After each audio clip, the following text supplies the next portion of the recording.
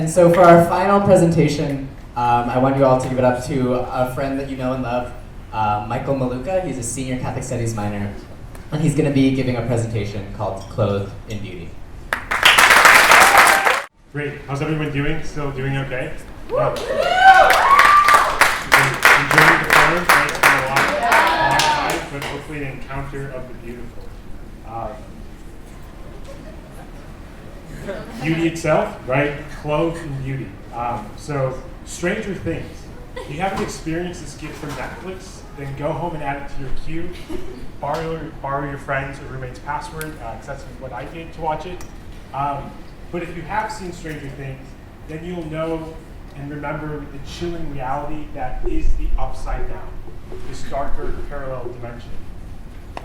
Especially after Megan and Grayson's talk, what does that have to do with discovering beauty in relationships? I'm not all that sure. But what I do know, however, is this. I have encountered the upside down, not in any nightmare, but courtesy of some of the other seminarians at St. Joe's. Hang with me, Adam.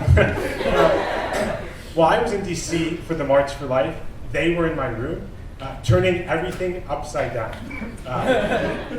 Like everything. My desks stacked on top of each other and upside down. All my books flipped over in the shelf, upside down. My pictures in the same frames, but upside down. And my bed was strapped to the top bunk and hanging upside down. So, especially after a long bus ride through the night with a bunch of high schoolers, I was a little beside myself when I walked back into my room, and I certainly didn't see the humor in any of it walking right in.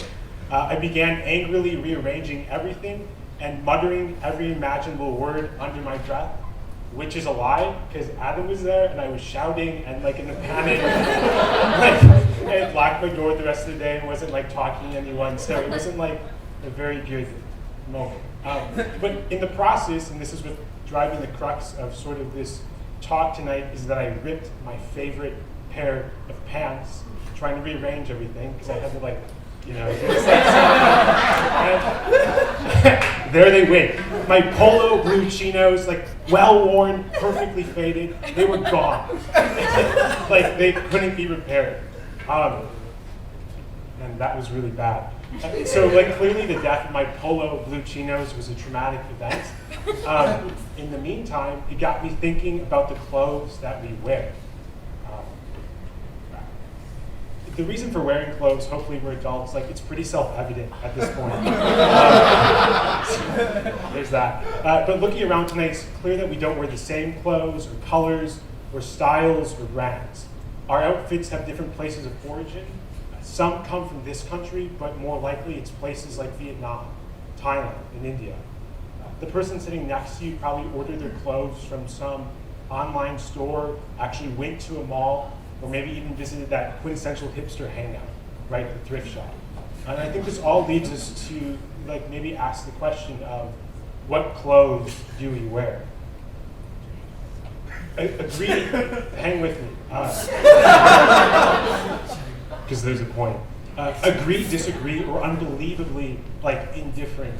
I'm guessing most of us, it's kind of been evident tonight, have been paying attention to current events in our country and around the world, especially since this last election. Facebook and Twitter feeds, cable news programs, newspapers and podcasts are exploding with headlines that reveal the latest sources of fear, terror, political gridlock, and the ever-rare glimmer of hope.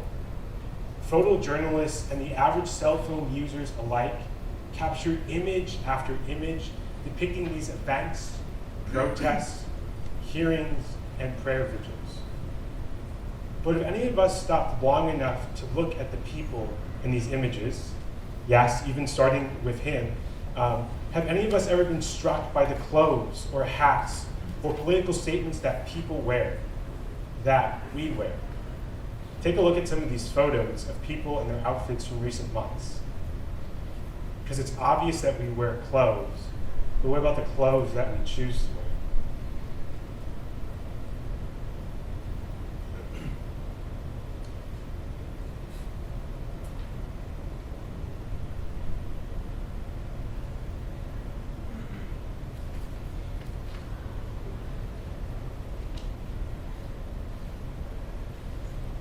Who are you wearing tonight?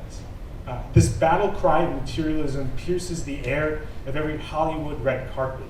Unless you think this is going to be a rant about postmodernity, I'm going to stop, because that question isn't all bad. Because it points to a greater reality that these reporters and TMZ, they don't even know that they're captured. Because a few weeks back, I was praying with a book written by Father Wilfred Stinnison, a Carmelite priest, and had to stop after coming across this following quote from another Carmelite priest, St. John of the Cross, right? This Spanish mystic, writer of this great spiritual literature in Spain. In his work, The Spiritual Canticle, John of the Cross writes, pouring out 1,000 graces, he passed these groves in haste, and having looked at them with his image alone, clothe them in beauty. Having looked at them with his image alone, clothe them in beauty. We've been clothed in this beauty through the image of God's Son, the incarnation, beauty in flesh, which has clothed us completely in this beauty and in this dignity.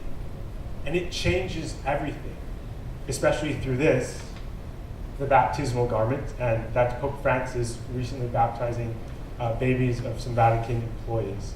And this garment changes everything because in the sacrament of baptism, we're invited to throw off some of the things that we choose to wear, like returning from some of those earlier images and everything that we've seen in recent months. But we're invited to throw off some of those things that we wear and return to God.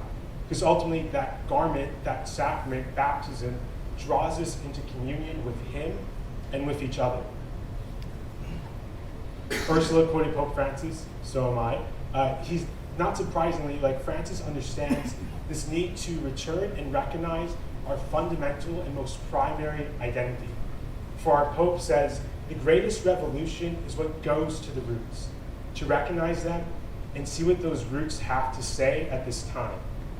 There is no contradiction between being a revolutionary and going to the roots. Indeed, I believe that strengthening identity is the way to bring about real change. You can never take a step forward in life unless you do it by going back, by knowing where I come from. These words from Pope Francis, I really think they capture and contain this invitation for you and I here tonight, because I think it says this: let's boldly return to our roots without delay. Let's go back, if only for a moment, to receive that primary identity anew. Let's go back now, especially considering next week is Holy Week. Come to this place and experience the reality during the liturgies at Madonna. For the one who is most beautiful has clothed us in his beauty. Beginning here, receiving his garment, that primary garment of beauty and dignity, frees us to discover a beauty that endures in our relationships, in each other, and in ourselves. Here, real change, be it personal, spiritual, or political, begins. And it's so much bigger than my beloved pair of blue chinos or any of those clothes that we choose to wear. Pouring out 1,000 graces, he passed these groves in haste, and having looked at them with his image alone, clothed them in beauty. Thanks.